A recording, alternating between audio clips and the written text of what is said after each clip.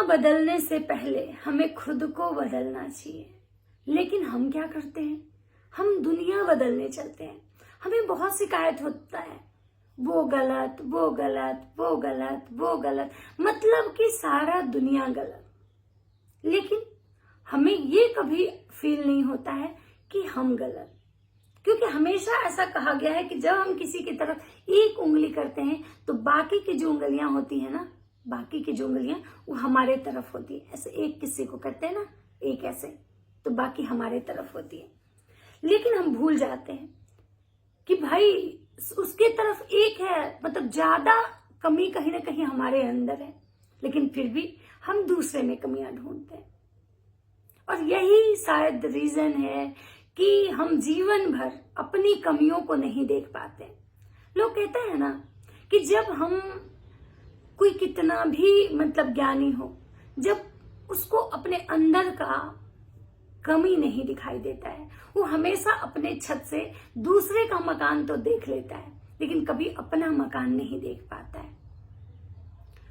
तो हम अपने आंखों से दूसरे की कमियां तो देख लेते हैं, लेकिन कभी हम अपने आंखों से अपने अंदर नहीं झांक पाते।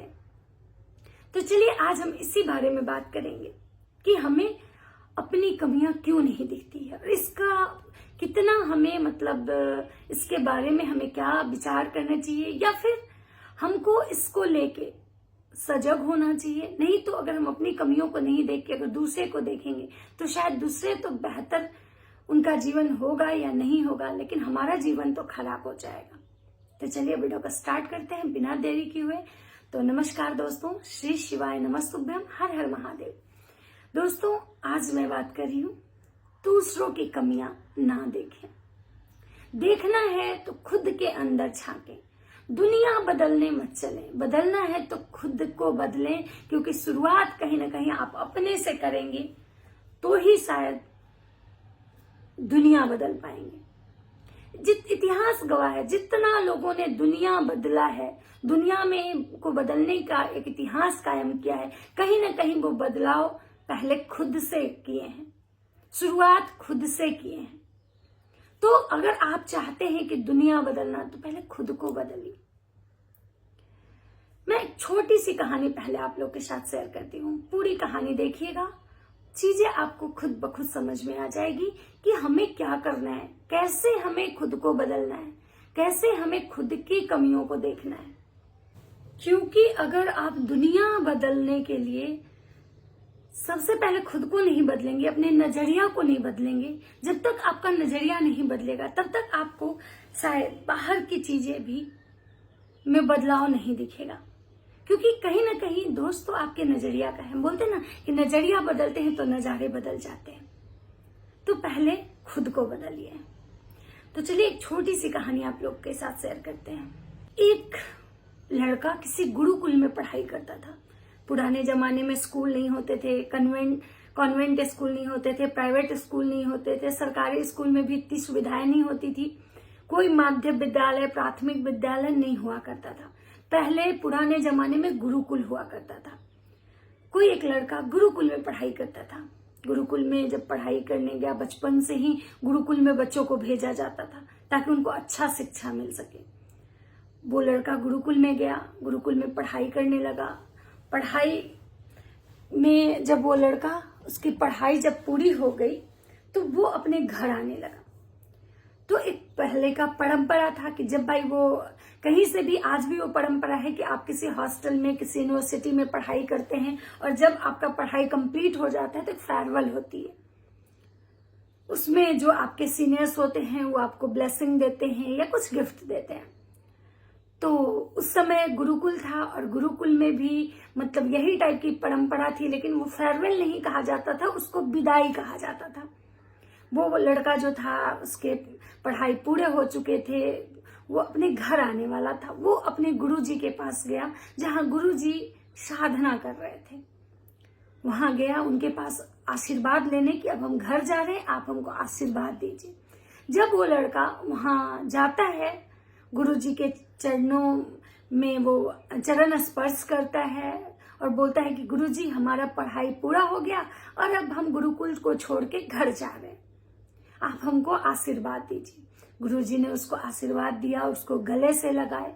उसके बाद गुरुजी उसको बोले कि ठहरो। गुरुजी अंदर जाते हैं अपने जहां कुटिया में, वहां से गुरुजी एक आईना निकाल के लाते हैं।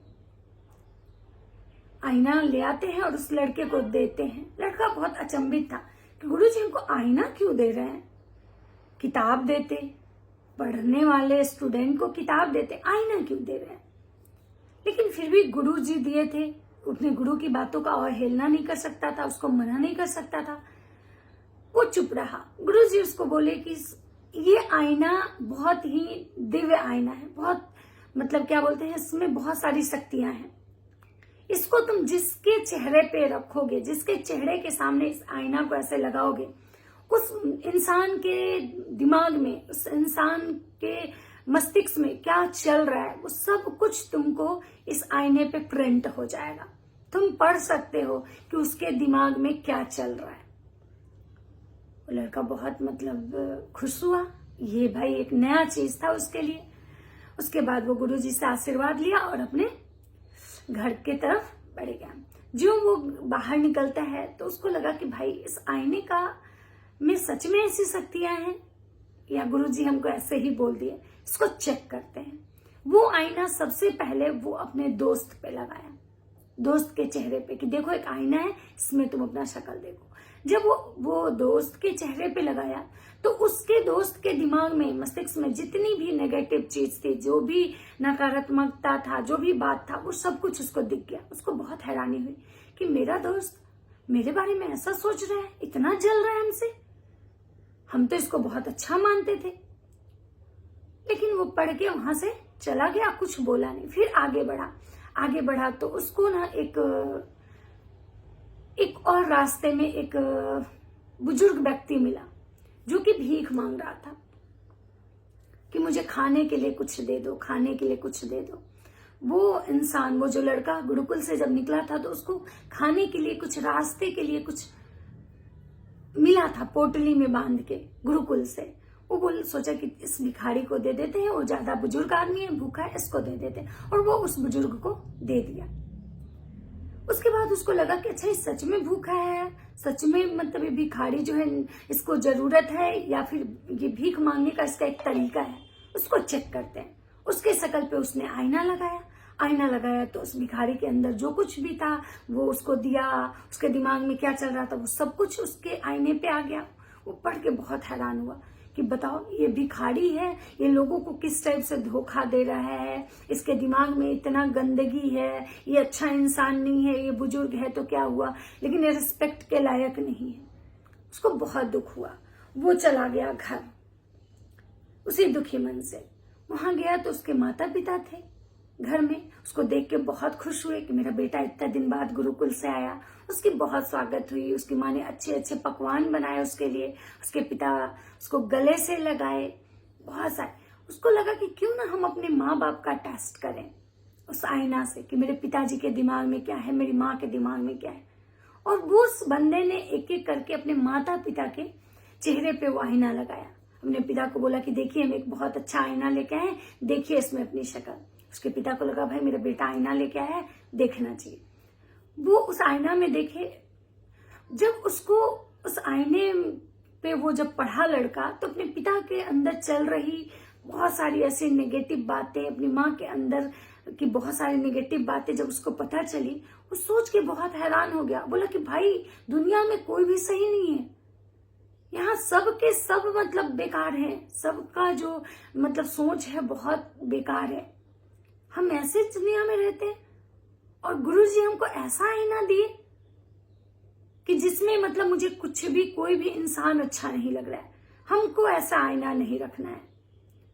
इसको अगर हम रखेंगे तो हो सकता है कि हम खुद ही परेशान हो जाए। और ये सोच के वो बंदा दूसरे दिन ही वो गुरुकुल के चला जाता है और गुरुजी को जाके बोलता है कि गुरुजी आप हमको एक कैसा आईना दिए। नहीं, वो दूसरे दिन ही गुरुकुल चला जाता है और सोचता है कि आज गुरुजी का टेस्ट करते हैं कि गुरुजी के दिमाग में क्या चल रहा है। जब वो दूसरे दिन जाता है, गुरुजी के मुंह पे आईना लगाता है। गुरुजी को सारी चीजें तो समझ में आ ही गई थी, क्योंकि बोलते हैं ना कि गुरु गुरु होता है। वो गुरु जी के अंदर चल रहे सारी नेगेटिव चीजें, जो भी नकारात्मक बात थी गुरु जी के अंदर, वो भी उसको पता चल गया। उसको बहुत बड़ा झटका लगा कि भाई जिसको हम गुरु मतलब माता पिता गुरु भगवान के समान होते हैं, उनको जिनको हम पूजते हैं, उनका दिमाग इतना मतलब ऐसा है, इतना मतलब गंदा सोचते हैं ये, इनके अंदर इतनी गंदगी भरी हुई है और इनको हम पूजते हैं, गुरु भगवान का दर्जा देते हैं। वो बहुत बौखलाहट में आ गया और बोला कि गुरु जी हम तो आपको अच्छा समझते थे, लेकिन आपके अंदर तो बहुत सारी कमियां हैं और आप हमको क्या ज्ञान देते हैं, आप हमको क्या पढ़ाते हैं। और छोड़िए आपको क्या, पूरा दुनिया में जितने लोग हमको मिले सबके अंदर कमी है, सबके अंदर कमी है, कोई भी अच्छा इंसान नहीं है। गुरुजी हंसने लगे और गुरुजी जब हंसने लगे तो उस लड़के को बहुत आश्चर्यता हुआ कि एक तो पहले इस टाइप का आईना दिए, इनके अंदर इतनी गंदगी है और जब मैं बोल रहा हूं तो उल्टा मेरा मजाक उड़ा रहे। गुरुजी बोले कि शांत हो जाओ और एक बार इस आईना को पहले अपने चेहरे पे लगाओ। जब वो लड़का उस आईना को अपने चेहरे की तरफ करता है, उसके बाद उस आईने पे जो प्रिंट होता है, जो लिखा जाता है, जब वो लड़का पढ़ता है तो वो गुरुजी के चरणों में गिर जाता है और बोलता है गुरुजी मुझे माफ कर दीजिए, मैंने जो बदतमीजियां आपके साथ की उसके लिए मुझे माफ कर दीजिए, लेकिन गुरुजी मुझे एक चीज समझाइए, आखिर सबके अंदर इतनी कमियां हैं, इतनी गंदगी है, ऐसा क्यों? तो गुरुजी ने उसको बताया कि यही चीज मेरा आईना देने का मेन मकसद यही था कि हम दुनिया तो देख लेते हैं, दुनिया में कमियां निकाल लेते हैं, लेकिन कभी शायद हम अपनी कमियों को नहीं देख लेते। तुमको जब मैं ये आईना दिया तुम सारा दुनिया देखा है, लेकिन तुम एक बार भी अपने खुद को नहीं देख पाए। तो एक छोटी सी कहानी हम लोग को यही सिखाती है कि किसी पे उंगली उठाने से, किसी को गलत बोलने, गलत कहने से पहले खुद को और खुद के बारे में सोचिए, तो शायद आप कभी भी किसी को गलत नहीं बोलेंगे। जब खुद पे को उस जगह पे रख के आप देखेंगे, सोचेंगे ना, तो शायद आप कभी किसी को गलत नहीं बोलेंगे। ये था मेरा छोटा सा कहानी। अगर अच्छा लगे तो लाइक कमेंट शेयर जरूर कीजिएगा। चैनल पे नए हैं तो सब्सक्राइब भी कर दीजिएगा। मिलते हैं नेक्स्ट वीडियो में, तब तक सबको राधे राधे, श्री शिवाय, नमस्तुभ्यं।